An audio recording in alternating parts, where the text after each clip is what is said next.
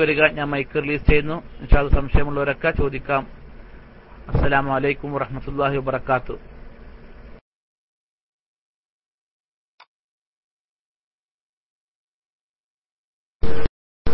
അസ്സലാമു അലൈക്കും വറഹ്മത്തുള്ളാഹി വബറകാതുഹു. സൗണ്ട് കേൾക്കുന്നുണ്ടോ? ഹലോ, സൗണ്ട് കേൾക്കുന്നുണ്ടല്ലോ അല്ലേ? ഇവിടെ നെറ്റ് വളരെ സ്ലോ ആയ ഒരു സ്ഥലത്താണ് ഇപ്പൊ ഞാനുള്ളത്. അതുകൊണ്ട് തന്നെ സ്വാഭാവികമായിട്ട് സംസാരത്തിന് പ്രയാസങ്ങൾ ഉണ്ടാക്കും. ഇൻഷാ അല്ലാഹ് വളരെ മനോഹരമായ ഒരുപാട് പ്രഭാഷണങ്ങൾ ഇന്ന് മഗ്‌രിബിന് ശേഷം നമ്മൾ കേൾക്കാൻ തുടങ്ങിയതാണ്. മുൻ വണ്ടൂർ ഹുദവി ഉസ്താദിന്റെ, അതുപോലെ നമ്മുടെ സുഹൃത്ത് അലവിദാരിമിയുടെ, സത്താർ ബന്ദലൂർ സാഹിബിന്റെ, അങ്ങനെ ഒരുപാട് വളരെ വിലപ്പെട്ട ഒരുപാട് പ്രഭാഷണങ്ങളും അതിനിടയിൽ നമ്മുടെ ഒരുപാട് സുഹൃത്തുക്കളുടെ വിലപ്പെട്ട അഭിപ്രായ പ്രകടനങ്ങളുമൊക്കെ ഇന്ന് നമുക്ക് കേൾക്കാൻ സാധിക്കുകയുണ്ടായി. ഏതായാലും ഇന്നലത്തെ ദിവസം എന്ന് പറയുന്നത് കേരളത്തിൽ വളരെ ശ്രദ്ധേയമായ മറ്റൊരു ചുവടുവെപ്പിന് നാന്തി കുറിച്ചുകൊണ്ട് നമ്മുടെ ചുറുചുറുക്കുള്ള ധീരരായ പ്രവർത്തകന്മാരുടെ, പ്രത്യേകിച്ച് നമ്മുടെ സുഹൃത്തുക്കളായ നമ്മുടെ ക്ലാസ് റൂമിന്റെ അഡ്മിൻ കൂടിയായ സിദ്ദീഖ് അരിമ്പ്ര സാഹിബിന്റെ നേതൃത്വത്തിൽ ബഹുമാനപ്പെട്ട നമ്മുടെ സുഹൃത്ത് അബൂബക്കർ ഹുദവിയും അതുപോലെ തന്നെ അബ്ദുസലാമും ഇങ്ങനെയുള്ള ഒരുപാട് സഹോദരങ്ങളുടെ ധീരമായ ഒരു വിപ്ലവകരമായ ഒരു ഇടപെടൽ, ആ ഇടപെടലിനെ തുടർന്ന് കേരളത്തിലുള്ള ഏറ്റവും വലിയ പൈശാചികതയുടെ നേതാവായ ആലുവക്കാരൻ യൂസുഫ് എന്ന് പറയുന്ന മനുഷ്യൻ, ആ മനുഷ്യന്റെ വൃത്തികേടുകളെക്കുറിച്ചുള്ള വളരെ വ്യക്തമായ തെളിവുകൾ സമൂഹത്തിന് മുമ്പിൽ സമർപ്പിക്കുകയുണ്ടായി. ബഹുമാനപ്പെട്ട സമസ്ത കേരള ജംഇയ്യത്തുൽ ഉലമ സഹോദരങ്ങളെ പറയുന്നത് കേൾക്കുന്നുണ്ടോ? ഞാൻ പറയുന്നത് കേൾക്കുന്നുണ്ടോ? അമീർ സാഹിബ് കേൾക്കുന്നുണ്ടല്ലേ? സമസ്ത കേരള ജംഇയ്യത്തുൽ ഉലമ ഈ 2006 ഈ തരീഖത്ത് എന്ന് പറയുന്ന സംഭവം, അല്ലെങ്കിൽ ഇവരുടെ ഈ ആലുവ സുൽത്താൻ എന്ന് പറയുന്ന ഈ പേരിൽ അറിയപ്പെട്ട, അങ്ങനെ സ്വന്തം പ്രഖ്യാപിച്ച് നടക്കുന്ന ഇയാളുടെ നേതൃത്വത്തിലുള്ള ഈ പ്രവർത്തനം എന്ന് പറയുന്നത് ഇസ്ലാമികവുമായിട്ട് ഇസ്ലാമിനോട് യാതൊരു നിലക്കും യോജിക്കാൻ സാധിക്കാത്ത വിധം വളരെ മോശപ്പെട്ടതാണെന്ന് സമൂഹത്തെ ബോധ്യപ്പെടുത്തി കൊടുക്കുമ്പോഴും സമസ്ത കേരള ജംഇയ്യത്തുൽ ഉലമയുടെ മുമ്പിൽ, അല്ലെങ്കിൽ അതിന്റെ പണ്ഡിതന്മാരുടെ മുമ്പിൽ ഒരുപാട് ഇയാളെ സംബന്ധിച്ചുള്ള ഇയാളുടെ പേഴ്സണാലിറ്റിയിലുള്ള വൃത്തികേടുകളെ സംബന്ധിച്ച് ധാരാളം കാര്യങ്ങൾ വന്നിട്ടുണ്ടായിരുന്നു. അതൊന്നും ഇവിടെ നമ്മൾ വിശദീകരിക്കുന്നില്ല. അതേ തുടർന്നുണ്ടായ പല വിശദീകരണ യോഗങ്ങളിലും ഈയുള്ളവൻ തന്നെ ധാരാളം സ്ഥലങ്ങളിൽ അക്കാര്യങ്ങൾ വിശദീകരിച്ച കൂട്ടത്തിൽ പറയാറുണ്ട്, നിങ്ങളുടെ ഷെയ്ഖ് എന്ന് പറഞ്ഞു നടക്കുന്ന ഈ വ്യക്തിയെ സംബന്ധിച്ച്, അയാളുടെ തോന്നിവാസങ്ങളെ സംബന്ധിച്ചുള്ള ഒരുപാട് വിവരങ്ങൾ ഞങ്ങളുടെ പക്കലുണ്ട്. അതൊക്കെ ഞങ്ങളിപ്പോൾ ഒരു പൊതുസമൂഹത്തിന്റെ മുമ്പിൽ തുറന്ന് പറഞ്ഞുകൊണ്ട് ഇപ്പോൾ പ്രതികരിക്കുന്നില്ല എന്ന് പറഞ്ഞിട്ടാണ്. എന്തിനു വേണ്ടിയാണ് അങ്ങനെ ഒരു നയം സ്വീകരിച്ചിരുന്നത് എന്ന് വെച്ച് കഴിഞ്ഞാൽ, നമ്മുടെ ഭാഗത്തു നിന്നുള്ള നമ്മുടെ ആ വിശാലമായ ഒരു സംയമനത്തിന്റെ മനസ്സിന്റെ ഒരു പ്രതികരണമായിട്ടാണ് നമ്മൾ അങ്ങനെ ചെയ്തിട്ടുണ്ടായിരുന്നത്.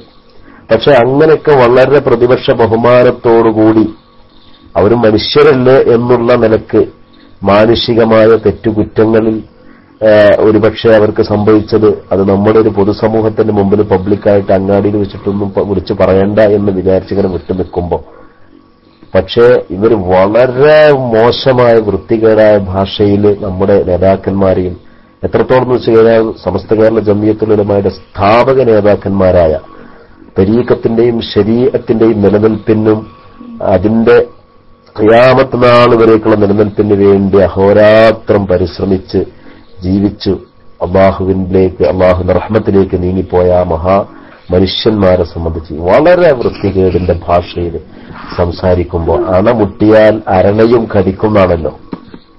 അണമുട്ടിയാൽ അരണയും കടിക്കും എന്ന ഒരു സ്ഥിതിവിശേഷം വന്നപ്പോ ഇയാളുടെ കൂടെ കൂടി 5-6 വർഷം അയാളൊപ്പം നടന്നിരുന്ന, പിന്നീട് ഇയാളെ വൃത്തികേടുകൾ നേർക്കുനേരെ കണ്ടിട്ട് സഹിക്കാൻ കഴിയാതെ അതിൽ നിന്ന് തിരിച്ചു പോന്ന പ്രവർത്തകന്മാര്, അവരിന്നലെ ഏതാനും പറഞ്ഞാൽ 100-ൽ 5% മാത്രം ചില വിവരങ്ങൾ പുറത്തുവിടുകയുണ്ടായി.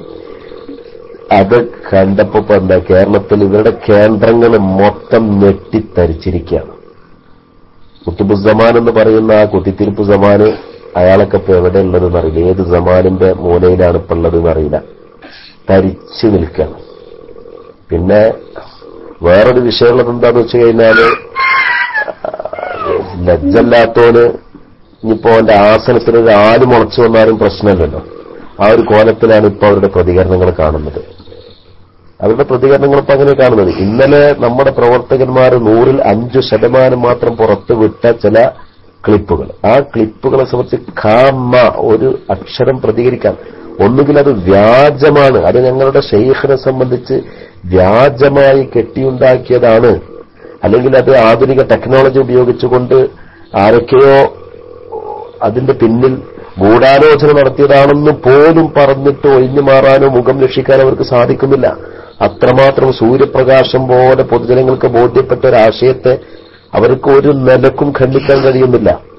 എന്നിട്ട് ഫാത്തിമക്കുട്ടിന്റെ കഥയ്ക്ക് അതവിടെ നിൽക്കട്ടെ എന്ന് പറഞ്ഞു നിൽക്കണം. അതെങ്ങനെ നിൽക്കുന്ന കാര്യം?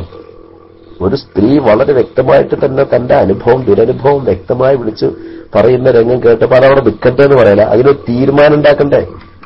അതവിടെ നിൽക്കട്ടെ എന്നല്ല പറയേണ്ടത്. അല്ലെങ്കിൽ അതിന്റെ ന്യായീകരണം എന്താണ് സംഭവിച്ചതെന്നെങ്കിലും പറയണ്ടേ?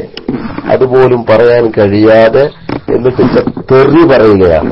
നമ്മുടെ ക്ലാസ് റൂമിനെയും KICR-നെയും അതുപോലെ തന്നെ സമസ്ത കേരള ജംഇയ്യത്തുൽ-ഉലമയെയും അതിന്റെ പണ്ഡിതന്മാരെയും അതിന്റെ സ്ഥാപകരെയും ഒക്കെ തെറി പറഞ്ഞിട്ട് എത്രത്തോളം വെച്ചാൽ ഇന്നലെ കണ്ടില്ലേ, ഇന്നലെ അവരുടെ ജമാൽ കിസ് എന്ന് പറയുന്ന ഒരു മനുഷ്യൻ ഇവിടെ വന്നിട്ട് നമ്മളോട് ചോദ്യം ചോദിക്കുമ്പോൾ അയാളുടെ ചോദ്യത്തിന് വ്യക്തമായ മറുപടി നമ്മൾ കൊടുക്കുമ്പോൾ അപ്പൊ എന്താ ചെയ്യുന്നത്? അപ്പൊ അപ്പൊ ആ സമയത്ത് എന്നെ കുറിച്ച് പറയാതെ എന്റെ ബാപ്പാനെ കുറിച്ചാണ് പിന്നെ പറയുന്നത്. അങ്ങനെ ഉണ്ടല്ലോ. നബി സല്ലല്ലാഹു അലൈഹി വസല്ലം തങ്ങൾ ഒരു ഹദീസിൽ പറയുന്നുണ്ട്, നിങ്ങൾ നിങ്ങളുടെ സഹോദരന്റെ ബാപ്പയെ ചീത്ത പറയരുത് എന്നാ. കാരണം അങ്ങനെ ചീത്ത പറഞ്ഞാൽ നിങ്ങളുടെ ബാപ്പാനെ തന്നെ തിരിച്ച് ചീത്ത പറയപ്പെടും.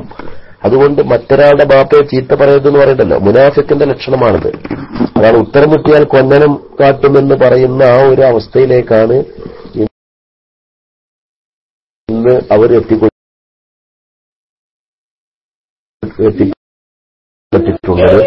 ഏതായാലും ഇൻഷാ അല്ലാഹ് ഇന്നലെ നമ്മുടെ ആ പ്രവർത്തകന്മാരുടെ ഇടപെടൽ തികച്ചും സന്ദർഭോചിതമായി എന്ന് ഈ സന്ദർഭത്തിൽ പറയാതിരിക്കാൻ നിർവാഹമില്ല.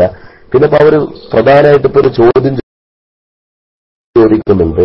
അങ്ങനെയാണെങ്കിൽ നിങ്ങളുടെ പണ്ഡിതന്മാർ സമസ്ത കേരള ജംഇയ്യത്തുൽ-ഉലമയുടെ പണ്ഡിതന്മാര് ആശയപരമായ ആദർശപരമായ എടുത്ത തീരുമാനങ്ങളെ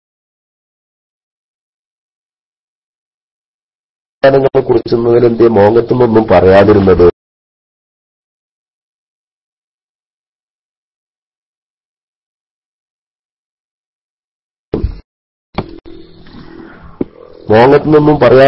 അത് ഒരുപാട് വേദികളിൽ ഞങ്ങൾ പറഞ്ഞിട്ടുണ്ട്. കേരളത്തിലുള്ള എത്രയോ വേദികളിൽ വളരെ വ്യക്തമായിട്ട് അക്കമിട്ടുകൊണ്ട് ഇവരുടെ ദയനീയമായ ശരീഅത്ത് വിരുദ്ധ ആശയങ്ങൾ നമ്മൾ തുറന്ന് പറഞ്ഞിട്ടുണ്ട്. അത് ഇനി ബാക്കി പറയാതിരിക്കുന്നേ ഉള്ളൂ. ആ പറയാതിരിക്കുന്ന കൂട്ടത്തിൽ ഇതും ഇതിനപ്പുറമുള്ളതൊക്കെ ഉണ്ട്. അതൊക്കെ അവിടെ നിൽക്കട്ടെ.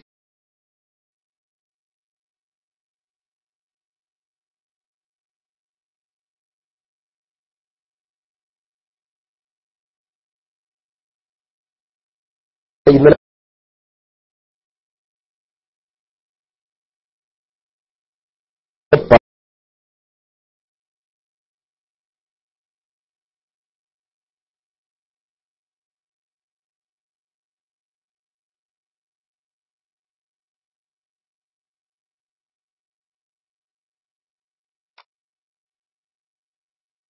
പറഞ്ഞതിനെ സംബന്ധിച്ച് എന്ത് പറയാനുണ്ട്? ഇന്നലെ ആയതുകൊണ്ടാണ്. ഹലോ, നിർത്തുകയാണ്. ഇവിടെ നിർത്തുമ്പോൾ അടുത്ത സുഹൃത്തുക്കൾക്ക് വേണ്ടി മൈക്ക് കൈമാറുന്നു. അസ്സലാമു അലൈക്കും. പോയോ?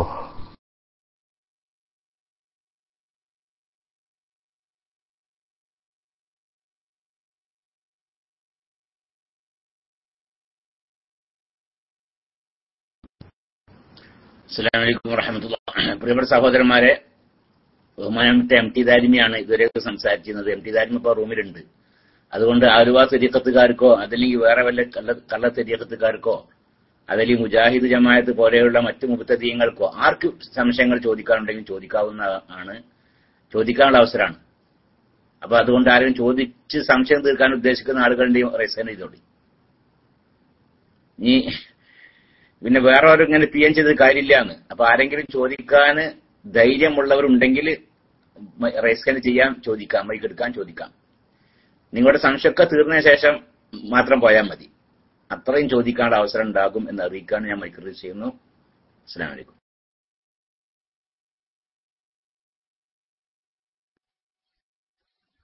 അസ്സലാമു അലൈക്കും വറഹ്മത്തുള്ളാഹി. ഹലോ, ശബ്ദം കേൾക്കുന്നുണ്ടോ?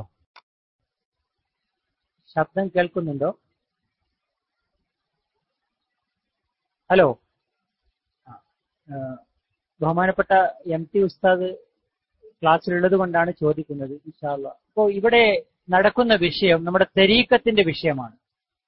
അപ്പൊ യൂസുഫ് സുൽത്താൻ തുടങ്ങിയ ഒരുപാട് തെരീക്കത്തുകൾ കേരളത്തിൽ വന്നിട്ടുണ്ട്.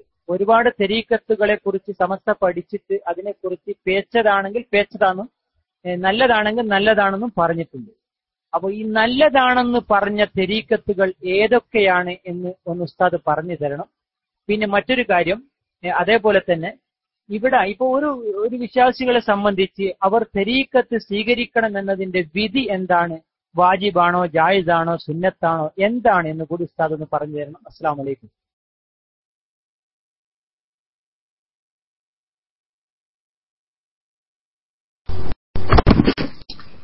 വലൈക്കും അസ്സലാം വറഹ്മത്തുള്ളാഹി വബറകാതുഹു.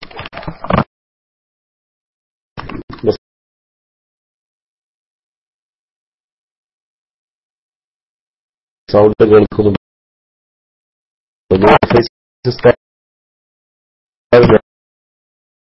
ഞാൻ പറയുന്നത് കേൾക്കുന്നുണ്ടോ? ഹലോ ഹലോ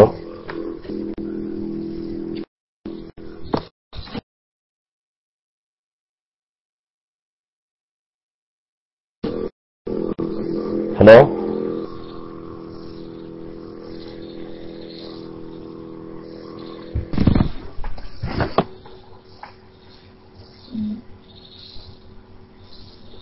ഹലോ കേൾക്കുന്നുണ്ടോ പറയുന്നത്? ഹലോ കേൾക്കുന്നുണ്ടല്ലേ? ഇൻഷാ അല്ലാഹ്. ഇവിടെ നെറ്റ് വളരെ സ്ലോ ആയതുകൊണ്ട് എനിക്ക് കൂടുതൽ വിശദീകരിച്ച് സംസാരിക്കണമെങ്കിൽ അദ്ദേഹത്തിന്റെ ചോദ്യം, രണ്ടാമത്തെ ചോദ്യം എന്ന് വെച്ചാൽ തരീഖത്ത് എന്ന് പറയുന്നത് അത് സ്വീകരിക്കൽ നിർബന്ധമുണ്ടോ എന്ന് ചോദിച്ചാൽ അങ്ങനെ ഒരു ശർഈയായ വുജൂബ് അഥവാ ഒരു ഫർദ് ഐനായ ഒരു സംഗതിയായിട്ട് കിതാബുകളിലൊന്നും പരിചയപ്പെടുത്തിയിട്ടില്ല. തരീഖത്ത് എന്ന് പറഞ്ഞ ഒരു ഷെയ്ഖിന്റെ അടുക്കൽ പോയിട്ട് ആ ഷെയ്ഖ് അദ്ദേഹത്തിൽ നിന്ന് റസൂലുള്ളാഹിയിൽ നിന്ന് കൈമാറിപ്പോന്ന ആ ഒരു അമലുകൾ സ്വീകരിച്ച് തന്നെ അമൽ ചെയ്യുക എന്നുള്ള ഒരു രീതി നിർബന്ധമാണ്. അല്ലെങ്കിൽ അല്ലാഹു സുബ്ഹാനഹു വ തആല ശിക്ഷിക്കും. അഥവാ ചെയ്താൽ കൂലിയും ഉപേക്ഷിച്ചാൽ നരകവും ലഭിക്കുന്ന അർത്ഥത്തിലുള്ള വുജൂബ്, അങ്ങനെ ഒരു വുജൂബാണ് എന്ന് ഗ്രന്ഥങ്ങളിൽ പറഞ്ഞിട്ടില്ല എന്നാണ് രണ്ടാമത്തെ ചോദ്യത്തിന്റെ മറുപടി. ഒന്നാമത്തെ ചോദ്യത്തിന്റെ മറുപടി, സമസ്ത കേരള ജംഇയ്യത്തുൽ ഉലമ എന്ന് പറയുന്നത് ഇന്ന തരീഖത്തുകളൊക്കെ നല്ലതാണ്. ഇപ്പോ ഒരു ജീവിച്ചിരിപ്പുള്ള ഒരു ഷെയ്ഖിനെ ചൂണ്ടിക്കാണിച്ചിട്ട് ആ ഷെയ്ഖ് നല്ലവനാണ് എന്ന് ഔദ്യോഗികമായിട്ട് ഒരു നയം പ്രഖ്യാപിക്കുന്ന സംഘടനയല്ല സമസ്ത എന്ന് പറയുന്നത്. ഓരോ സംഘടനയ്ക്കും ആ സംഘടനയുടെ നയപരമായ സമീപനങ്ങളുണ്ടാവും. അപ്പൊ സമസ്ത കേരള ജംഇയ്യത്തുൽ ഉലമയുടെ നയപരമായ സമീപനം ഒരു ഷെയ്ഖിനെ ചൂണ്ടിക്കാണിച്ചിട്ട് ഇന്ന ഷെയ്ഖിന്റെ തരീഖത്ത് നല്ലതാണ് എന്ന് പ്രഖ്യാപിക്കുന്ന ഒരു സ്വഭാവം സമസ്തയ്ക്കില്ല. അതേസമയത്ത് നല്ല ഏതെങ്കിലും തരീഖത്തുകൾ ഉണ്ടെങ്കിൽ അതിനെ സപ്പോർട്ട് ചെയ്യുക, അല്ലെങ്കിൽ അതിനെ കുറിച്ച് അതിൽ ആരെങ്കിലും മെമ്പർഷിപ്പ് എടുത്തിട്ടുണ്ടെങ്കിൽ അവരെ മുടക്കാതിരിക്കുക തുടങ്ങിയ നയമാണ് ആ വിഷയത്തിൽ സമസ്ത സ്വീകരിച്ചിട്ടുള്ളത്. അതേസമയത്ത് ശരീഅത്തിന് വിരുദ്ധമായി നിലകൊള്ളുതെന്ന് വ്യക്തമായി ബോധ്യപ്പെട്ട തരീഖത്തുകളാണെങ്കിൽ അതിനെ കുറിച്ച് ജനങ്ങളെ ബോധവൽക്കരിക്കുക എന്നുള്ള ഒരു നയം സമസ്ത കേരള ജംഇയ്യത്തുൽ ഉലമ കാലങ്ങളായി സ്വീകരിച്ചിട്ടുമുണ്ട്. അതാണ് നിങ്ങളുടെ ചോദ്യത്തിന് വ്യക്തമായ സമസ്തയുടെ പക്ഷത്തു നിന്നുകൊണ്ടുള്ള മറുപടി. ഇൻഷാ അല്ലാഹ്. ഓക്കേ, അസ്സലാമു അലൈക്കും.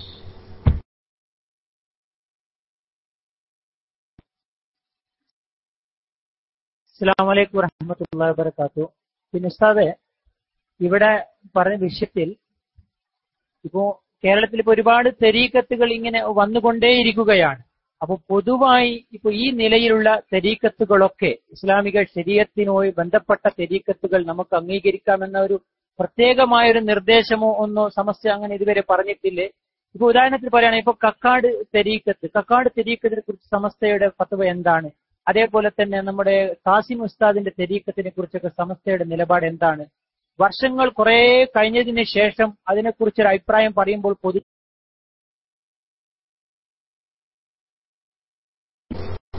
സമസ്തയുടെ നിങ്ങൾ എണ്ണിപ്പറഞ്ഞ തരീഖത്തുകളെ കുറിച്ച് നിങ്ങൾ സമസ്തയിലേക്ക് എഴുതി ചോദിക്കൂ. അത് KICR വന്ന് ചോദിച്ചത് കൊണ്ട് സമസ്തയുടെ തീരുമാനം നിങ്ങൾക്ക് അറിയാൻ സാധ്യമല്ല. നിങ്ങൾക്ക് അങ്ങനെ ഒരു തരീഖത്തിനെ സംബന്ധിച്ച് അറിയണമെന്നുണ്ടെങ്കിൽ അതിനെ സംബന്ധിച്ച് സമസ്ത കേരള ജംഇയ്യത്തുൽ ഉലമായോട് എഴുതി ചോദിക്കൂ. ഒരിക്കലും തന്നെ സമസ്തയുടെ നയം എന്ന് പറയുന്നത് ഇന്ന ആള് നേതൃത്വം വഹിക്കുന്ന ഒരു തരീഖത്തിന്റെ പ്രവർത്തനം നല്ലതാണ്, അതുകൊണ്ട് നിങ്ങൾക്ക് അതിൽ കൂടിച്ചേറുക എന്നൊരു പ്രസ്താവന സമസ്ത നൽകില്ല. കാരണം എന്താ വെച്ചാൽ തരീഖത്ത് എന്ന് പറയുന്നത് ഖാസായ റൂട്ടാണ്. അത് വ്യക്തികൾ സ്വീകരിക്കേണ്ടുന്ന ഒരു വിഷയമാണ്. അത് ഞാൻ നിങ്ങൾക്കൊരു ഉദാഹരണം പറഞ്ഞുതരാം. ഇപ്പൊ കേരളത്തിൽ ഒരുപാട് മുദരിസുമാരുണ്ട്. ഇന്ന മുദരിസുമാര് ഒക്കെ നല്ല മുദരിസുമാരാണ്, കിതാബ് തിരിയുന്ന മുദരിസുമാരാണ്, അവർക്ക് നിങ്ങൾ ദർസിൽ ചേർത്തോളി എന്ന് സമസ്ത ഒരിക്കലും പറയില്ല. അതേസമയത്ത് ഏതെങ്കിലും വൃത്തികെട്ട മുദരിസ് ഉണ്ടെങ്കിൽ ആ മുദരിസിനെ കുറിച്ച് വ്യക്തമായ തെളിവുകൾ ഒരു സംഘടന എന്ന നിലക്ക് തീരുമാനമെടുക്കാൻ പറ്റാവുന്ന വിധത്തിലുള്ള വ്യക്തമായ തെളിവുകൾ വന്നു കഴിഞ്ഞാൽ മാത്രം, ഒരുപക്ഷെ ഒരാളെ സംബന്ധിച്ച് അയാൾ തെറ്റുകാരനാണ് എന്ന് നമുക്ക് പേഴ്സണലായിട്ട് മനസ്സിലാക്കാൻ സാധിക്കുന്ന വിധത്തിലുള്ള തെളിവുകൾ ഉണ്ടാവും. പക്ഷെ ഒരു സംഘടന എന്ന നിലക്ക് മാത്രം ബലപ്പെട്ട തെളിവുകളാവുകയും ഇല്ല. അങ്ങനെയുള്ള പല സാഹചര്യങ്ങളുണ്ടാവും. അപ്പൊ അങ്ങനെയുള്ള സാഹചര്യങ്ങളിൽ ഒരു സംഘടനയ്ക്ക് ഖിയാമത്ത് നാൾ വരെ നിലനിർത്തി പറയാൻ പറ്റുന്ന വിധത്തിലുള്ള തെളിവുകളെ കൊണ്ട് സുവ്യക്തമായ ഒരു പിഴച്ച ഒരു ആശയം അല്ലെങ്കിൽ ഒരു വ്യക്തി അങ്ങനെ ഉണ്ട് എന്ന് ബോധ്യപ്പെട്ടു കഴിഞ്ഞാൽ സമസ്ത മുശാവറയുടെ എല്ലാ അർത്ഥത്തിലുമുള്ള അനുകൂലവും പ്രതികൂലവുമായ ചർവണങ്ങളുടെ അന്തിമ തീർപ്പെന്ന വിധത്തിൽ അത് തെറ്റാണെന്ന് പ്രഖ്യാപിക്കുന്ന സ്വഭാവമാണ് ആ വിഷയത്തിൽ സമസ്ത കേരള ജംഇയ്യത്തുൽ ഉലമ സ്വീകരിച്ചു പോരുന്ന നയം. അതേസമയത്ത് ഇന്നതൊക്കെ ശരിയാണ് എന്ന് ഒരിക്കലും തന്നെ സമസ്ത പറയൂല. അങ്ങനെ നമ്മൾ ഒരുപാട് ഉദാഹരണങ്ങൾ പറയാം. ഞാൻ പറഞ്ഞ ഉദാഹരണമാണ് പേര് മുദരിസ്. കേരളത്തിൽ ഒരുപാട് പള്ളികളിൽ മുദരിസ് ദർസ് നടത്തുന്ന മുദരിസുമാരുണ്ട്. ഇപ്പൊ ഞാനൊരു മുദരിസാണ്, എന്റെ സുഹൃത്ത് ഗഫൂർ അൻവരി വേറൊരു മുദരിസാണ്, അതുപോലെ എന്റെ സുഹൃത്ത് സലീം ഇർഫാനി, ഞങ്ങളൊക്കെ ആദർശ രംഗത്ത് പ്രവർത്തിക്കുന്ന ആളുകളാണ്. ഇവരൊക്കെ മുദരിസുമാരാണ്. പക്ഷെ ഈ മുദരിസുമാരൊക്കെ നല്ല മുദരിസുമാരാണ്, നല്ല ഉഷാറ് മുദരിസുമാരാണ്. അവർക്ക് നിങ്ങൾ കുട്ടികളെ പറഞ്ഞേച്ചോളി എന്ന് പറഞ്ഞിട്ട് സമസ്ത മുഷാവറ കൂടിയിട്ട് തീരുമാനം പാസ്സാക്കുന്ന ഏർപ്പാടില്ല കേട്ടോ. അപ്പൊ ഏതൊക്കെ നല്ലത് എന്ന് പ്രഖ്യാപിക്കുന്ന അത് നിങ്ങൾ നിങ്ങളുടെ നാട്ടിലുള്ള പണ്ഡിതന്മാരോടോ അല്ലെങ്കിൽ സമസ്തയിലെ തന്നെ മുഷാവറ മെമ്പർമാരോടൊക്കെ നിങ്ങൾ അന്വേഷിച്ച് നിങ്ങൾക്ക് വേണമെന്നുണ്ടെങ്കിൽ നിങ്ങൾക്ക് അതുമായി ബന്ധപ്പെടാം എന്നല്ലാതെ സമസ്ത ഔദ്യോഗിക തലത്തിൽ ഒരു പ്രഖ്യാപനം ഒരു പ്രസ്താവന ആ വിഷയത്തിൽ നടത്തും എന്ന് നിങ്ങൾ മോഹിച്ചിട്ട് യാതൊരു കാര്യമില്ല എന്നാണ് ആ ചോദ്യത്തിന് നൽകാനുള്ള മറുപടി.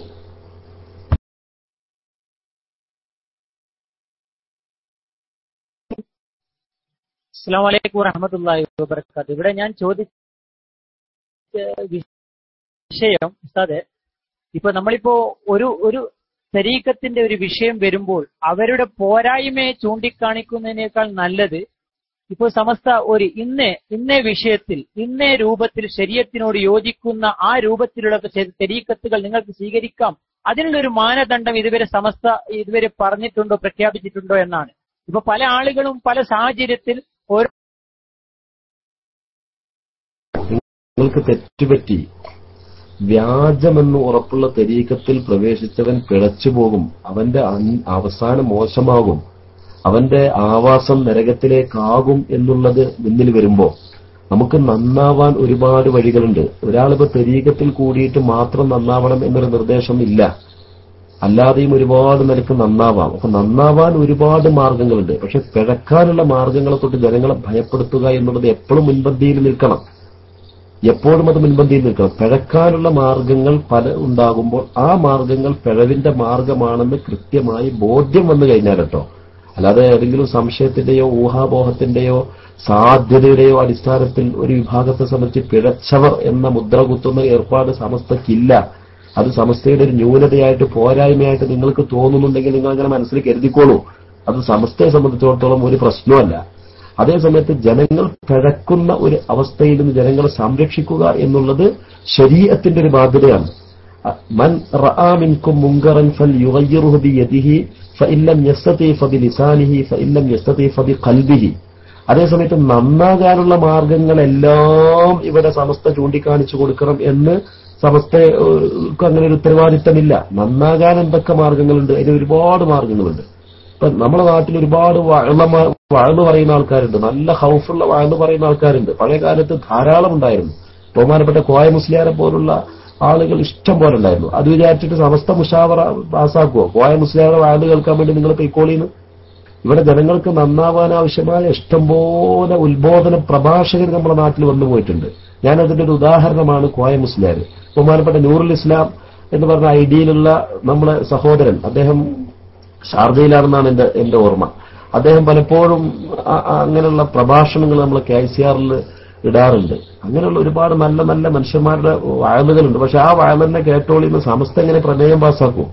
അപ്പൊ നന്നാവാനും അതുപോലെ തന്നെ ഉള്ള മാർഗങ്ങൾ എന്തെല്ലാം ഉണ്ട് അതെല്ലാം വിശദീകരിച്ചു കൊടുക്കുക എന്നുള്ളൊരു നയം സമസ്തയ്ക്കില്ല.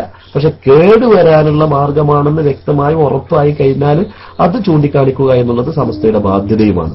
കാരണം ആളുകൾ പഴക്കാൻ പാടില്ല. ആളുകൾ പഴച്ചിട്ട് നരകത്തിൽ പോകുന്ന ഒരവസ്ഥ ഉണ്ടാകാൻ പാടില്ല. അത് പണ്ഡിതന്മാരുടെ ബാധ്യതയല്ലേ? ഉദാഹരണം പറയുകയാണെങ്കിൽ ഇദാ ലഹറൽ ഫസാദു ഇദാ ലഹറൽ ബിദഉ വസകതൽ ആലിമു ഫഅലൈഹി ലഅനത്തുല്ലാഹ്. ഒരു ബിദഅത്ത് ഇവിടെ പ്രത്യക്ഷപ്പെട്ടു, എന്നിട്ട് ആലിം മിണ്ടാതിരുന്ന് നിൽക്കുകയാണെങ്കിൽ അത് ബിദഅത്തായ രൂപത്തിൽ ലാഹിറായി കഴിഞ്ഞു. അത് വളരെ വ്യക്തമായി കഴിഞ്ഞാൽ പിന്നെ ഇതിന് പ്രതികരിച്ചിട്ടില്ലെങ്കിൽ അത് നമുക്ക് ശാപമേൽക്കാൻ കാരണമാവും. അതേസമയത്ത് നന്നാകാനുള്ള മാർഗങ്ങൾ എന്തെല്ലാണ്ട് ഓരോരുത്തർക്കും വൈയക്തികമായിട്ട് എന്തെല്ലാം. ഇപ്പൊ ദർസ് നടത്തിയിട്ട് നന്നാവുന്നവരുണ്ട്, ഇൽമിയായ ഷൗല് നടത്തിയിട്ട് നന്നാവുന്നവരുണ്ട്. അതേസമയത്ത് സാമൂഹിക പ്രവർത്തനങ്ങൾ ഏർപ്പെട്ടുകൊണ്ട് നന്നാവുന്ന ആൾക്കാരുണ്ട്. അതുപോലെ തന്നെ ദിക്റുകളും ഔറാദുകളുമായിട്ട് മുഴുകിക്കൊണ്ട് നന്നാകുന്ന ആൾക്കാരുണ്ട്. പല രൂപത്തിലും നന്നാവാൻ പല മാർഗങ്ങളുണ്ട്. നബി സല്ലല്ലാഹു അലൈഹി വസല്ലം തങ്ങൾ തന്നെ പറഞ്ഞില്ലേ, അയ്യുന്നാസി അഫ്ളലു, ജനങ്ങളിൽ വെച്ച് ഏറ്റവും ശ്രേഷ്ഠവാന്മാരാരാണ്? രണ്ടാളുകൾ നബി സല്ലല്ലാഹു അലൈഹി വസല്ലം തങ്ങൾ ആ ഹദീസിൽ ചൂണ്ടിക്കാണിക്കുകയാണ്. ഒന്ന് കാട്ടിൽ പോയിട്ട് ജനങ്ങളിൽ നിന്ന് വിട്ടുനിന്ന് ഒറ്റക്ക് ഇബാദത്ത് ചെയ്യുന്ന ജീവിക്കുന്ന ആൾക്കാർ. മറ്റൊന്നോ ജനങ്ങൾക്കിടയിൽ ഇറങ്ങി തിരിച്ച് ഇസ്ലാമിന്റെ ജിഹാദിന്റെ മാർഗത്തിൽ ജീവൻ തന്നെ വെടിയാൻ വേണ്ടി പ്രവർത്തിക്കുന്ന ആൾക്കാർ. ഇത് രണ്ടും ഒന്ന് ജനങ്ങളുടെ ഇടയിലാണ്, ഒന്ന് ജനങ്ങളിൽ നിന്ന് വെടിഞ്ഞുകൊണ്ടാണ്. ഇങ്ങനെ നന്നാവാൻ അള്ളാഹുവിന്റെ സാമീപ്യം എത്തിക്കാൻ ഒരുപാട് മാർഗങ്ങളുണ്ട്. ഈ മാർഗങ്ങൾ ആരെങ്കിലും ഒരാൾ നേതൃത്വം വഹിക്കുന്നുണ്ടെങ്കിൽ നിങ്ങൾ അങ്ങോട്ട് പോയിക്കോളി എന്ന് പറഞ്ഞിട്ട് സമസ്ത പ്രഖ്യാപിക്കുന്ന ഒരു നയം സമസ്തയ്ക്കില്ല. അതേസമയത്ത് കേടുവരാനുള്ള മാർഗങ്ങൾ എന്തെങ്കിലും ഉണ്ടെന്ന് വ്യക്തമായി കഴിഞ്ഞാൽ അതിനെതിരെ പ്രതികരിക്കാമെന്ന സമസ്തയുടെ നയവുമാണ്. ആ നയം സ്വീകരിച്ചു പോരുന്ന ഒരു സംഘടന എന്നത് സമസ്തക്ക് അത്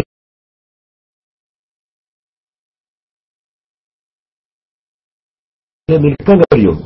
കേട്ടോ, നിങ്ങളുടെ ചോദ്യത്തിന് വ്യക്തമായ മറുപടിയാണത്. ഇൻഷാ അല്ലാഹ്.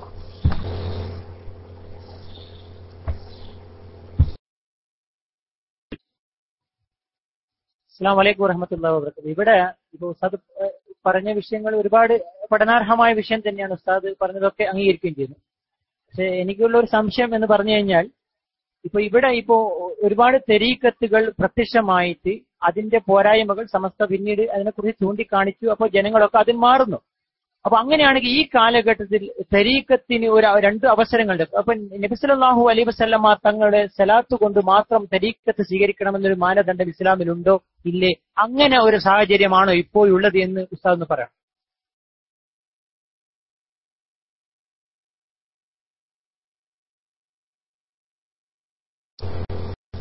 പൊതുവിൽ അങ്ങനെ പറയാം.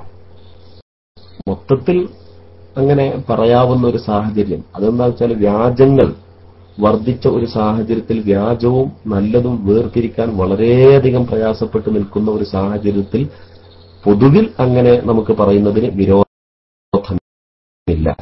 ഇപ്പോൾ നമ്മൾ നിസ്കാരം, നോമ്പ്, ഹജ്ജ്, സക്കാത്ത് പോലുള്ള ശറഈയായ ദീനിയായ കാര്യങ്ങൾ മുറ പോലെ നിർവഹിക്കുകയും അതുപോലെ നമ്മുടെ കൃത്യമായി നമ്മൾ പഠിച്ച കാര്യങ്ങൾ ജീവിതത്തിൽ പകർത്തുകയും പരമാവധി ദോഷങ്ങളിൽ നിന്ന് വിട്ടുനിൽക്കുകയും ചെയ്തു പോയ ദോഷങ്ങൾക്കൊക്കെ എത്രയും പെട്ടെന്ന് തൗബ ചെയ്ത് ജീവിക്കുകയും റമളാൻ പോലുള്ള പുണ്യ അവസരങ്ങൾ അതിനുവേണ്ടി വളരെ ഇഖ്ലാസോടുകൂടി ഉപയോഗപ്പെടുത്തുകയും അതുപോലെ തന്നെ മഹാന്മാരായിരിക്കുന്ന മുൻകഴിഞ്ഞു പോയ മശായിഖുമാരുടെ മദദിനു വേണ്ടി അവരെ കൊണ്ട് തവസ്സുലാക്കിക്കൊണ്ട് നിലകൊള്ളുകയും ചെയ്യുക പോലുള്ള നാം ഇന്ന് ചെയ്തു പോരുന്ന ഒരുപാട് കാര്യങ്ങളുണ്ട്. അപ്പൊ നമ്മളിപ്പോ ഒരു തരീഖത്തിന്റെ ഷെയ്ഖിനെ നമുക്ക് യഥാവിധി കണ്ടെത്താൻ സാധിക്കാത്ത ഒരു പശ്ചാത്തലം രൂപപ്പെട്ടു വന്നിരിക്കട്ടെ. അങ്ങനെയാകുമ്പോഴും തരീഖത്തിന്റെ മശായിഖുമാരിലുള്ള നമ്മുടെ മിനിമം നമ്മുടെ റിലേഷൻഷിപ്പ് അസ്തമിക്കുന്നില്ല. കാരണം ഒരു തരീഖത്തിന്റെ മശായിഖുമാരുമായിട്ടുള്ള റിലേഷൻഷിപ്പ് എന്ന് പറയുന്നത് ഒരു ഷെയ്ഖിനെ കണ്ടുമുട്ടി ബൈഅത്ത് ചെയ്തുകൊണ്ട് അമല് വാങ്ങിക്കൊണ്ട് അത് മുന്നോട്ട് പോവുക എന്നുള്ള ഒരു രീതിയിൽ മാത്രം അധിഷ്ഠിതമല്ല. മറിച്ച് പഴയ കാലം മുതൽക്ക് തന്നെ 1400 കൊല്ലമായിട്ട് കേരളത്തിൽ മുസ്ലിമീങ്ങൾ അധിവസിക്കുന്നുണ്ട്. അന്ന് മുതൽക്ക് ഇന്നേ വരേക്കുള്ള മുഴുവൻ മുസ്ലിമീങ്ങളും ഒരു ഷെയ്ഖിന്റെ കീഴിൽ ജീവിച്ചവരായിരുന്നു എന്ന് നമ്മൾ ആരും പറയുന്നില്ല. പക്ഷെ അതേ സമയത്ത് മശായിഖുമാരുമായിട്ടുള്ള ശക്തമായ മഹബത്ത്, അവരുടെ പേരിൽ ഫാത്തിഹ ഓതിക്കൊണ്ട് അവരുമായിട്ടുള്ള ആ ഒരു ആത്മീയമായ ബന്ധം, അതുപോലെ തന്നെ അവരുമായിട്ട് മാനസികമായ അടുപ്പം, ഇങ്ങനെയുള്ളതായ ഒരുപാട് മാർഗത്തിലൂടെ മശായിഖുമാരുള്ള ടച്ച് നമ്മൾ വിടാൻ പാടില്ല. കാരണം ഹുമുൽ ഖൗമു ലാ യഷ്കാ ജലീസുഹും എന്നാണ്. മഹാന്മാരായ ആളുകളെ പറ്റി റസൂലുള്ള പറഞ്ഞ എന്താണ്? ഹുമുൽ ഖൗമു ലാ യഷ്കാ ജലീസുഹും. അവരോട് സാമീപ്യം മാനസികമായി വെച്ചു പുലർത്തുന്ന ആളുകൾ, മഹാത്തുക്കളായ ആളുകളോട് സാമീപ്യം മാനസികമായി വെച്ചു പുലർത്തുന്ന ആളുകൾ പരാജിതരല്ല. അപ്പൊ അവരുടെ ശഫാഅത്ത് നമുക്ക് ലഭിക്കണം എന്നുള്ള ഉദ്ദേശത്തിൽ അവർക്ക് വേണ്ടി ഫാത്തിഹ ഓതുക, അവരുടെ പേര് കേൾക്കുമ്പോൾ റളിയല്ലാഹു അൻഹു ചൊല്ലുക, അവരുമായിട്ട് മറ്റു അനേകം രൂപത്തിലുള്ള ബന്ധങ്ങൾ, അവരുടെ പേരിൽ നേർച്ച നടത്തുക. അതുപോലെ തന്നെ അവര് ഇവിടെ സമൂഹത്തിൽ മൊത്തത്തിൽ പ്രചരിപ്പിച്ച വിറുദുകൾ കൊണ്ടു നടക്കുക, ഹദ്ദാദ് റാത്തീബ് പോലുള്ള വിറുദുകൾ, അവരുടെ പേരിലുള്ള മൗലിദുകൾ ചൊല്ലുക. ഇങ്ങനെയുള്ള രൂപത്തിലൊക്കെ മശായിഖുമാരുള്ള ടച്ച് അത് പൊതുജനങ്ങൾ എല്ലാവരും പൊതുവായിട്ട് നമ്മുടെ നാട്ടിൽ ഉടനീളം നടത്തിക്കൊണ്ടിരിക്കുന്ന, പഴയകാലം മുതൽക്കേ നടത്തിക്കൊണ്ടിരിക്കുന്ന ആശയമാണ്. അങ്ങനെയുള്ള ആ ഒരു രൂപത്തിലൊക്കെ നമ്മൾ മശായിഖുമാരായിട്ട് ബന്ധം പുലർത്തുക. പിന്നെ ഒരു ഷെയ്ഖിന്റെ തർബിയത്തിൽ കീഴിലായിട്ട് ജീവിക്കണം എന്നുണ്ടെങ്കിൽ നല്ലതേത് ചീത്തതേതെന്ന് വേർതിരിച്ച് മനസ്സിലാക്കാൻ വളരെയധികം പ്രയാസപ്പെടും വിധത്തില് കള്ളന്മാര് പ്രത്യക്ഷപ്പെട്ടു എന്നുള്ളത് എന്റെ പ്രയോഗമല്ല. മഹാനായ ഇമാം ഗസാലി റളിയല്ലാഹു തആല അൻഹു തന്നെ തന്റെ നിരവധി കിതാബുകളിൽ ആ രൂപത്തിൽ പിന്നെ പ്രഖ്യാപനം നടത്തിയിട്ടുണ്ട്, ആ രൂപത്തിലുള്ള വാക്കുകൾ ഉപയോഗിച്ചിട്ടുണ്ട്. അതുപോലെ ഒരുപാട് ഇമാമികൾ നടത്തിയിട്ടുണ്ട്. ബഹുമാനപ്പെട്ട ഇബ്നു ഹജർ അൽ ഹൈതമി റളിയല്ലാഹു തആല തന്നെ തുഹ്ഫത്തുൽ മുഹ്താജിന്റെ 9ാമത്തെ വാള്യം 89ാമത്തെ പേജിൽ ഇത്തരത്തിലുള്ള വ്യാജന്മാരെ സംബന്ധിച്ച് തുറന്നടിച്ച് പറയുന്നുണ്ട്. അപ്പൊ അങ്ങനെയുള്ള ഒരു സാഹചര്യത്തിൽ നമുക്ക് ഒരു യഥാവിധി ഒരാളെ കണ്ടെത്താൻ സാധിക്കാത്ത സാഹചര്യത്തിൽ നാം അതിൽ നിന്ന് വിട്ടുനിന്നുകൊണ്ട് നാം പഠിച്ച നമ്മുടെ മുൻഗാമികളിൽ നിന്ന് കൈമാറിപ്പോന്ന ആ ഒരു പിന്നെ ഒരു ഇബാദത്തുകളും കാര്യങ്ങളും മായിട്ട് ജീവിക്കലാണ് ഏറ്റവും ഗുണകരമാവുക എന്ന അഭിപ്രായമാണ് നിങ്ങൾ ആ ചോദ്യത്തിന് നൽകാനുള്ള മറുപടി. അസ്സലാമു അലൈക്കും വറഹ്മത്തുള്ളാഹി. പിന്നെ മറ്റൊരു കാര്യം ഇവിടെ എനിക്ക് ചോദിക്കാനുള്ളത്, നമ്മളിപ്പോ വ്യാജ തരീഖത്തിന്റെ ആളുകൾ ഷേഖന്മാര്, ഈ ഷേഖന്മാരെ ബിദ്അത്തിന്റെ കക്ഷികളുമായാണ് ബന്ധപ്പെടുത്തി ഇസ്ലാമിന്റെ നിയമനിർദ്ദേശങ്ങൾ അവരുടെ അവസ്ഥ ബിദ്അത്തിന്റെ കക്ഷികൾ ഉൾപ്പെടുത്തിയിരുന്നത്, അല്ലെങ്കിൽ ഇസ്ലാമിൽ നിന്ന് പുറത്താകുന്ന അല്ലെങ്കിൽ അതിനേക്കാൾ ഗൗരവമുള്ള ഒരു അവസ്ഥയാണോ ഈ വ്യാജ തരീഖത്തും വ്യാജ ഷേഖന്മാരുടെ അവസ്ഥ? അതിനെക്കുറിച്ച് ഒന്ന് ഉസ്താദ് പറയണം. പിന്നെ മറ്റൊന്ന്, ഇവിടെ നമ്മളിപ്പോ ഒരു ഷേഖിനെ നമ്മൾ പ്രത്യക്ഷമായി കാണുമ്പോൾ ശരീഅത്തിന്റെ പ്രത്യക്ഷമായ കർമ്മങ്ങൾ അദ്ദേഹം ചെയ്യുന്ന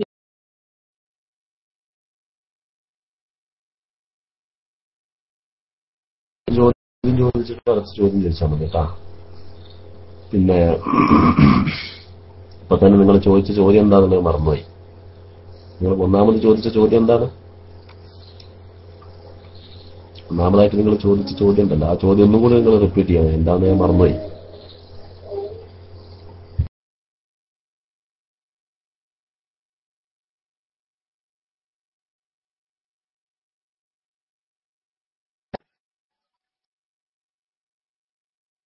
അസ്സലാമു അലൈക്കും വറഹ്മത്തുള്ളാഹി. ഞാൻ ആദ്യം ചോദിച്ച ചോദ്യം, ഇപ്പൊ ഈ വ്യാജ തെരീഖത്തുകൾ അവർ ഷേഖുമാരെ നമ്മൾ ബിദ്അഈ കക്ഷികളുടെ കൂട്ടത്തിലാണ് ഉൾപ്പെടുത്തുക, അല്ലെങ്കിൽ അതിനേക്കാൾ ഗൗരവമുള്ള നമ്മളെ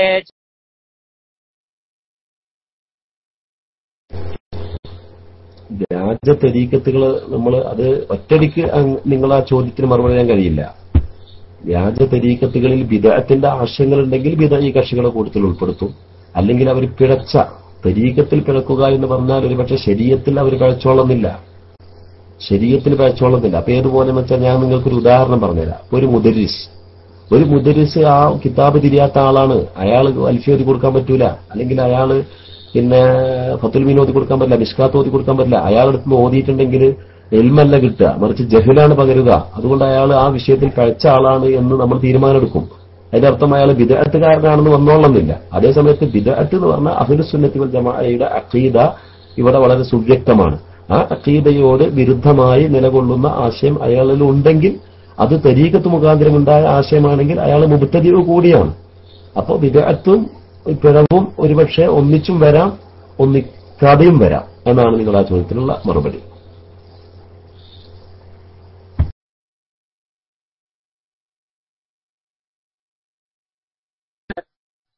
അസ്സലാമു അലൈക്കും വറഹ്മത്തുള്ളാഹി. എന്റെ അടുത്ത ചോദ്യം ഇതായിരുന്നു. ഇപ്പൊ ഒരു ഷേഖിനെ നമ്മൾ പ്രത്യക്ഷത്തിൽ കാണുമ്പോൾ ശരീഅത്തിന് വിരുദ്ധമായ ഒരു കർമ്മം അവർ ചെയ്യുന്നുണ്ടെങ്കിൽ അദ്ദേഹം വ്യാജ ഷേഖാണെന്നും, അല്ലാത്തതൊക്കെ ശരീഅത്തിന് അനുകൂലമായി ചെയ്യുകയാണെങ്കിൽ അവരൊക്കെ നല്ല ഷേഖാണെന്നാണ് നമ്മളിപ്പോ പൊതുവെ ഒരു സാധാരണക്കാരൻ മനസ്സിലാക്കേണ്ടത്. ഇപ്പൊ പൊതുവെ നമ്മളിപ്പോ പറയാറ് പ്രത്യക്ഷമായി എന്തെങ്കിലും അദ്ദേഹം ഇസ്ലാമിനെതിരായി ശരീഅത്തിനെതിരായി ചെയ്യുമ്പോൾ അദ്ദേഹത്തെ വ്യാജനായി നമ്മൾ ചിത്രീകരിക്കുകയാണ്.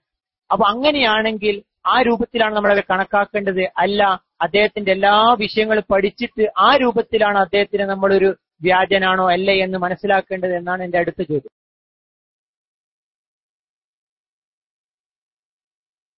സാധാരണക്കാരെ സംബന്ധിച്ചിടത്തോളം സാധാരണക്കാർ നേർക്കുനേരെ ഒരാളെ വിലയിരുത്തുന്നതിന് പകരമായിട്ട് പണ്ഡിതന്മാരോട് അന്വേഷിക്കണം.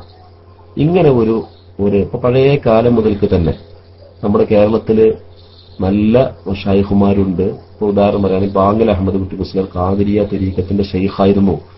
ബഹുമാനപ്പെട്ട വരക്കൽ മുല്ലക്കോയ തങ്ങൾ ഖാദിരിയ തരീഖത്തിന്റെ ഷെയ്ഖായിരുന്നു. അതുപോലെ തന്നെ ഒരുപാട് ആളുകൾ, ഞാൻ അങ്ങനെ എണ്ണി പറയുന്നില്ല, അത് നമ്മുടെ വിഷയത്തിൽപ്പെട്ടതുമല്ല.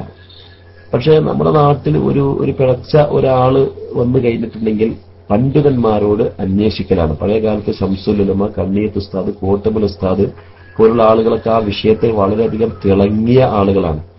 അഥവാ ഇങ്ങനെയുള്ള കോട്ടമൽ ഉസ്താദൊക്കെ എന്ന് പറഞ്ഞാൽ ജനകീയനായ എന്ന് വെച്ചാൽ ജനങ്ങളുടെ ആവശ്യങ്ങൾ, ജനങ്ങളുടെ പരാതികൾ, ജനങ്ങൾക്ക് അറിയേണ്ടുന്ന കാര്യങ്ങൾ ജനങ്ങളുടെ ഇടയിലേക്ക് ഇറങ്ങിച്ചെന്നുകൊണ്ട് പരിഹരിച്ചു കൊടുത്ത ഒരു പണ്ഡിതനാണ് ബഹുമാനപ്പെട്ട കോട്ടമൽ ഉസ്താദൊക്കെ എന്നാണ് എന്റെ അറിവട്ടോ.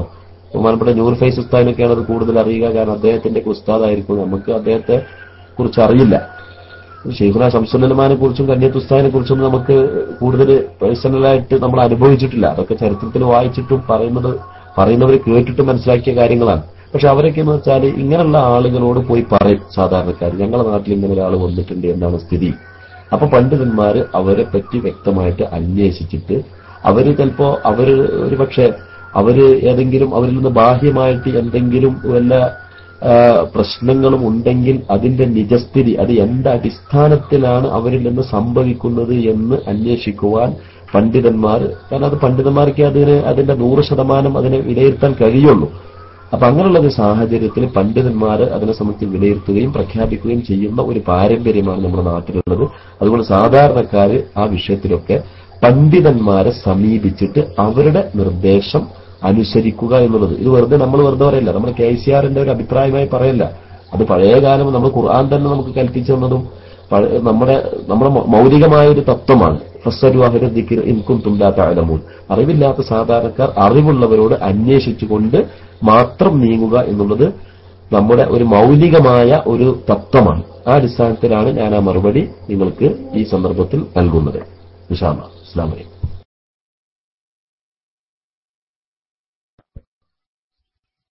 അസ്സലാമു അലൈക്കും വറഹ്മത്തുള്ളാഹി. ഇപ്പൊ ഇവിടെ പറഞ്ഞ വിഷയത്തിൽ ഇപ്പോൾ തെരീഖത്തിന്റെ ഒരു വിഷയം വരുമ്പോൾ, ഇപ്പൊ തെരീഖത്തിന്റെ ചില ഷെയ്ഖുമാരെ കുറിച്ച് അവരുടെ മുരീദുമാരൊക്കെ പറഞ്ഞ് അവർക്ക് പല അവസ്ഥയൊക്കെ ഉണ്ടാകും, അവർക്ക് ജദ്ബിന്റെ ഹാലൊക്കെ ഉണ്ടാക്കും. ആ സമയത്ത് നിങ്ങൾ കാണുന്നത് കണ്ടുകൊണ്ട് നിങ്ങൾ തെറ്റിദ്ധരിക്കണ്ട എന്നൊക്കെ പറഞ്ഞ് സമൂഹത്തെ വഞ്ചിക്കുന്നുണ്ട്. അപ്പോൾ അതാ ഞാൻ ചോദിച്ചത്, എങ്ങനെയാണ് നമ്മളിപ്പോ ഇദ്ദേഹത്തിന്റെ ജദ്ബിന്റെ ഹാലാണോ അല്ല വെറും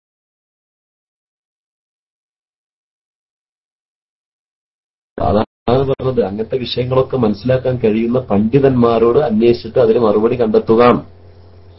അതാണ് എന്റെ ഫൽഹാസില്. പണ്ഡിതന്മാർ, നിങ്ങൾ പോയിട്ട് എന്ത് ചെയ്യണ്ട, ഒന്നും ഇടപെടണ്ട, നിങ്ങൾക്കതിന് ക്വാളിറ്റി ഉണ്ടോ എന്നുള്ളത് എനിക്കറിയില്ലല്ലോ. അപ്പൊ പണ്ഡിതന്മാര് എന്താണോ വിലയിരുത്തിയിട്ടുള്ളതെങ്കിൽ അതനുസരിച്ച് അവരോട് അന്വേഷിച്ചിട്ട്, ഏറ്റവും ചുരുങ്ങിയത് ദഅമായ യരീബുക്ക ഇലാ മാലായ യരീബുക്ക, നമുക്ക് സംശയം തോന്നുന്നുണ്ടെങ്കിൽ സംശയമുള്ള ആളെ നമ്മൾ ഒഴിവാക്കുക.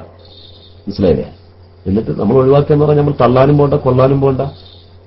എന്നിട്ട് നമുക്ക് ഉറപ്പുള്ള വിഷയത്തിലേക്ക് നമ്മൾ മടങ്ങുക. അപ്പോൾ ഈ വിഷയത്തിൽ ഉലമാഇനോട് മുറാജഅത്ത് ചെയ്യുക എന്നുള്ളതാണ്, അഥവാ പണ്ഡിതന്മാരോട് അന്വേഷിച്ചിട്ട് നിവാരണം കണ്ടെത്തുക എന്നുള്ള സമീപനമാണ് സാധാരണക്കാർ സ്വീകരിക്കേണ്ടത്. അത് ഞാൻ പറഞ്ഞത് അതിൽ ഒരുപാട് വിശാലമായ ഉദ്ദേശത്തിന്റെ അടിസ്ഥാനത്തിലാണ്. നിങ്ങൾ ഈ പറഞ്ഞ ചോദ്യങ്ങൾക്കൊക്കെ ഉള്ള മറുപടികൾ ആലോചിച്ചുകൊണ്ടാണ് ഞാൻ അത് പറഞ്ഞിട്ടുള്ളത്. അതുകൊണ്ട് തന്നെ പണ്ഡിതന്മാരോട് ഉലമാഇനോട് മുറാജഅത്ത് ചെയ്തുകൊണ്ടാണ് ഈ വിഷയത്തിൽ സാധാരണക്കാർ നിലപാടെടുക്കേണ്ടത് എന്നാണ് അതിനെ സംബന്ധിച്ച് നമുക്ക് പറയാനുള്ളത്.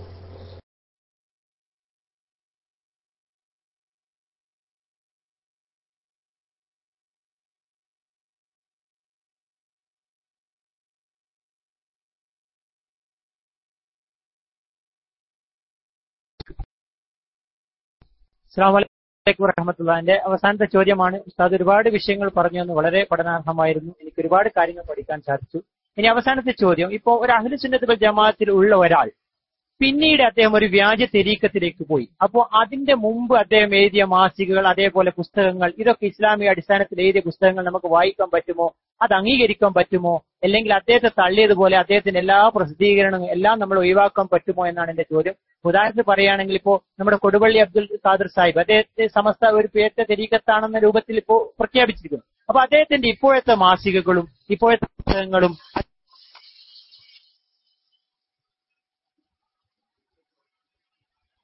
എന്റെ അടുത്ത ചോദ്യം. ഇൻഷാ അല്ലാഹ്. അസ്സലാമു അലൈക്കും വറഹ്മത്തുള്ളാഹി.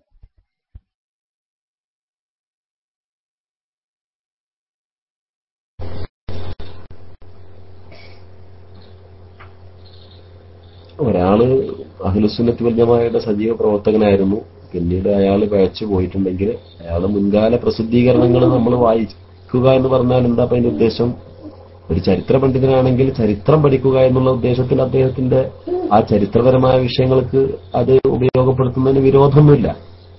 അതേസമയത്ത് പണ്ഡിതപരമായ വിഷയങ്ങളാണെങ്കിൽ, ശരീഅത്തിന്റെ ഫിഖ്ഹും കാര്യങ്ങളൊക്കെ ചർച്ച ചെയ്യുന്ന പുസ്തകങ്ങളാണെങ്കിൽ ആ പുസ്തകങ്ങൾ അയാൾ തന്നെ സ്വീകരിച്ചോളുന്നില്ലല്ലോ. നമുക്ക് ഒറിജിനലായിട്ട് മരണം വരെ നല്ലൽക്ക് ജീവിച്ച എത്രയോ ആളുകളുണ്ട്, അവരുടെ പുസ്തകങ്ങൾ അവലംബിച്ചാൽ മതിയല്ലോ. നമുക്ക് ആവശ്യമില്ലാതെ പിന്നെ അങ്ങനെയുള്ള ആളുകളുടെ പുസ്തകം അവലംബിക്കേണ്ടുന്ന ഒരു അനിവാര്യത വരുന്നില്ല എന്നാണ് ആ ചോദ്യത്തിന് നൽകാനുള്ള മറുപടി.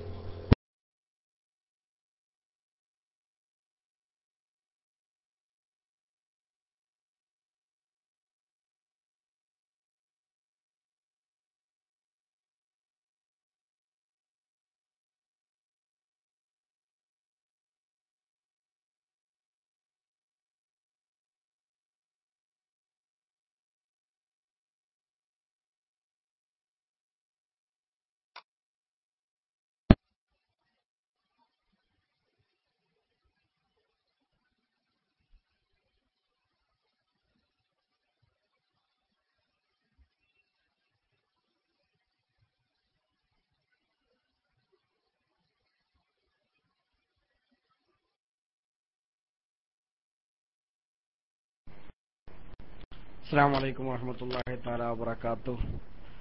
അൽഹംദുലില്ലാഹ് സ്വലാത്തു വസ്സലാമു അലാ അഷ്റഫി റസൂലില്ലാഹ് വഅലാ ആലിഹി വസഹബിഹി അജ്മഈൻ അൽഫായിസീന ബിറിളല്ലാഹി അമ്മാ ബഅദ്.